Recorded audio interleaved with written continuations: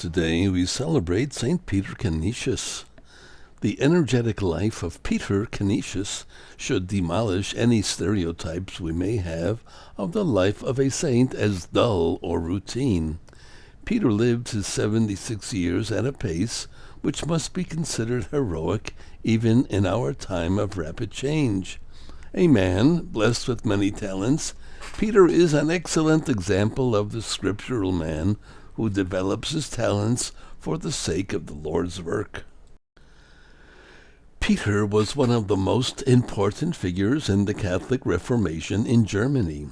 He played such a key role that he has often been called the second apostle of Germany, in that his life parallels the earlier work of Boniface. Although Peter once accused himself of idleness in his youth, he could not have been idle too long, for at the age of 19 he received a master's degree from the University at Cologne.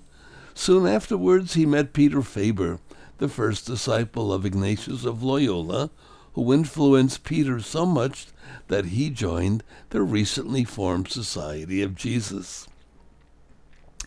At this early age, Peter had already taken up a practice he continued throughout his life, a process of study, reflection, prayer, and writing. After his ordination in 1546, he became widely known for his editions of the writings of St. Cyril of Alexandria and St. Leo the Great. Besides this reflective literary bent, Peter had a zeal for the apostolate. He could often be found visiting the sick or imprisoned, even when his assigned duties in other areas were more than enough to keep most people fully occupied.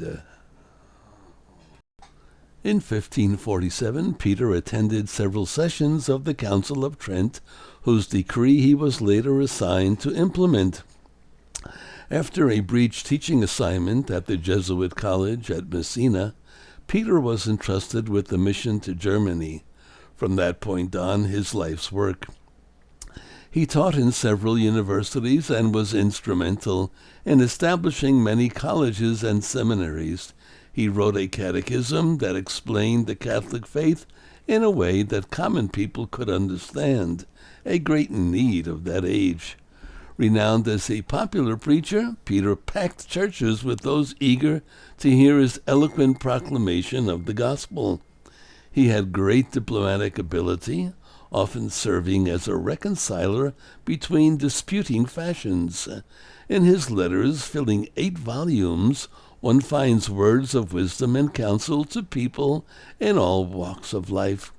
At times he wrote unprecedented letters of criticism to leaders of the church, yet always in the context of loving, sympathetic concern.